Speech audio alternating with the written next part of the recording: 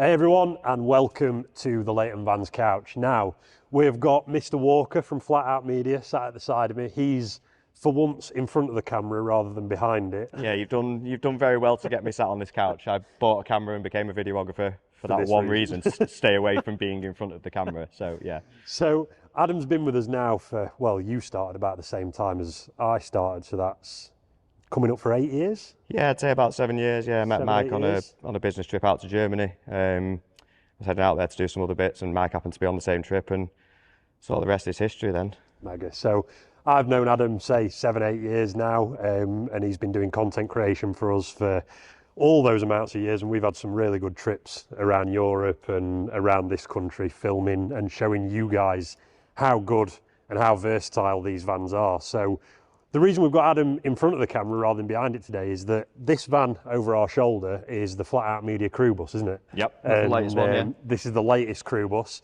Now, Adam has a new van every year through our 12-month lease scheme, bar one of the Ravina Blues, which because of the stock issues you held on to a little bit longer through COVID when we couldn't get the stock. But, I mean, that in my opinion, that's the best one you've had. That is the best, yeah, I mean, fair play to you boys. We did tick all the boxes on that one. We went everything. We went coilovers, sound system, big brake kit, halo roof, carbon wheel, steel pause, virtual dash. I think the only thing that we didn't put in at the time because we didn't have them in stock was the sport seats, which I will be ticking on my next spec sheet for the next van. So I suppose first question: what made you decide, for someone who's been so involved with the performance car side of the automotive industry and constantly being in and out of fast Audis, things like that, what made you go for a van?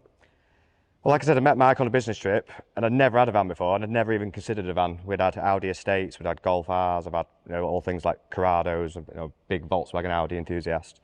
But Mike wanted some content creation doing, so I came down, and when I saw the vans, it was at that point that I was blown away by the quality of them. And after taking them out into the Peak District, into Sheffield and various places to photograph them and video them, I thought I could see myself in one, using it as a daily. I've got 2 young kids, I've got 3 Cocker Spaniels, so having something with the space was just, it was a great sort of idea. So Mike said, well, try one, take one for a couple of weeks, try it, see what you think. And that was 7 years ago, and I've never had anything other than a van. Still got a car in the family. At the minute we've got a Mark 8 Golf R. So I've still got something I can. You got best of both worlds. Yeah, I can jump into on a Sunday and go for a nice spirited drive. So how beneficial was the 12-month lease for you as somebody who's into customising, into the performance world of vehicles? So I discussed this with Mike when we first started. It was like, we'll do a lease or do a buy. And for me, the leasing programme just seemed more appealing on the fact that it was every 12 months into a new van. Yeah. Very minimal deposit of £1,000, which is obviously returnable, obviously, as long as you're not wrote the van off or damaged it. And it was the fact that every 12 months I was getting a new car, a new van, and I could tick, oh, well, I can have that on this one, I can have that on this one. And I just like new things. So the fact that I have the option to every 12 months get in the vehicle and get in a new vehicle with, obviously, you guys are constantly bringing new things to the market. So every year there's, well, I'm going to have that this year, I'm going to have that this year. Like, obviously, when we first started, we didn't do the big brake kit and things like that. And obviously, when we first started, we were using everybody else's kit rather than. Yes. You've seen the evolution, haven't you, from T6 through to 6.1, and then with our own kit. Yeah. So my first van was the Bayleaf Green T6, which had the Sportline style kit on it. I believe so. Yeah. Some years ago. After that, we went to a chestnut brown AB. With an apps kit on it, that was a lovely. I remember taking that on holiday to Wales plenty of times with the kids. After that, I was meant to have a black and gold one, but I couldn't get here quick enough. And by the time that I'd got here to pick my black and gold one up, a customer had walked through the door and wanted it, and you were like, you phoned me and I was like, yeah, so that one can go. So then I went into a Ravina Blue, which is my favourite colour. Yeah. I know you're a bit of an Ascot man, but. I mean, the Ravina Blue is an awesome colour, and we're looking at 2 there. I think I've just seen too much of it with you having, how many Ravina Blues you had? Well, I've had 2. But you had one for 3 years because of the stock issue during COVID. You've had 4 years worth of Ravina Blue, yeah. Yeah, and I nearly went into, obviously we got the Indian Grey, and I nearly went into a Ravina Blue, And the only reason I didn't was because looking out the window, out the lounge, and just seeing another Ravina Blue, it was going to feel to me like I didn't have a new van. Yeah. Well, I'm chuffed you went with that colour, and especially with those wheels as well. LV3s in gloss graphite look. Yeah.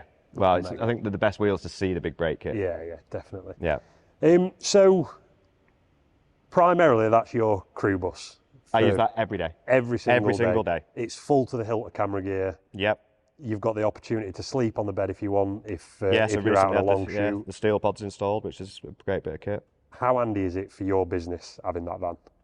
I don't think, well, let's put it this way. If Flat Out Media and Leighton's ever decide to part ways, we will still be customers, because I genuinely don't think I could be without a van. Yeah. And obviously you've got the steel pod there, which almost makes it like a mobile office. Yeah. Doesn't it? Because you've got the opportunity, like when we were out, you've got your laptop on the top, on the top drawer, you're editing away or uploading footage or whatever, and then you've got all your camera gear, your drones, your lights, your tripods, all of that, all underneath. Yeah. It is a mobile office now. Yeah, and prior to the steel pods, I mean, the van's insured to have all the equipment left in it in a hotel car park overnight, and if I come out to it and it's all missing, yes, it's a major, ball ache to me in the company, but it's all insured. But I wouldn't leave it in. I'd get to a hotel and I'd be up and down the stairs, 4 trips to the van, unloading everything, just because I didn't want to run that risk. And now I feel way more comfortable with the steel pod, because you can lock it, and I don't think I've ever seen a transporter broken into where they prise the tailgate open. They just tend to smash the rear window. Whereas if you smash the rear window with a steel pod in, you still can't get in it because you've got to open the tailgate. So for me, it was a no-brainer. And the guys at Steel Pods and you guys know with the fitting service that you provide, it's just brilliant service. Cool. So forgetting about working, what else does your van do on a weekly basis? Well, I've got the shops, nip to the shops, take the kids out. Because we've been on track days with it. We've towed your Clio with it. Maybe not weekly, but we've towed your Clio with it to track days, filled with wheels, jack. All the tools for swapping wheels and tyres over and what have you at track days. What else have we done? It's obviously a 3 Cocker Spaniel carrier. Yeah, so a couple of weeks ago, we were up in the Lake District and we'd rented lovely static caravan on a haven site, and I've got pictures which I'll throw you. The kids spent more time in the back of the van on their iPads with the steel pod bed laid out than they did in the caravan that I'd rented all weekend. I may as well have just gone and got a tent and just left the kids in there and I'd have stayed in the tent. But yeah, no, it's brilliant. Like I say, with the 3 dogs. 3 dogs, track car, camera gear. It's the perfect all-round vehicle. Yeah, and like I say, the steel pod can come out. So if I want to revert it back to a van, because with the steel pod in, I'd probably struggle to get the wheels in for the track day. But again, you can just take the steel pod out, put the steel pod in the unit, get all the track day stuff into the van, and away you go. Cool. So that's arguably the best one we've ever built for you. Yeah, and it's due back. It's due back, and we're currently sat in this weird limbo phase of new transporter coming out. 6.1's being on run out, new transporter, new transit, kicking around. What are you going to do? Well, I think that's down to you boys, really. What's available? I mean, if there's another transporter available before the Ford or the new Volkswagen turns up, I will go back into a 6.1. Tell you what, let's put it out to you guys. We've got this high-spec 204 combi for Flat Out Media that's been their crew bus. That's probably the best spec van that these guys have ever had. And we've obviously got the new ones coming out next year, and Adam has seen some of the sneak previews of what we're going to be doing to that Transit and that VW next year. What do you guys think Flat Out Media should do? Should they buy that? Should they see if they can get another 6.1? Or should we go brave and chuck you in a new transporter? Well, let's see. Let us know.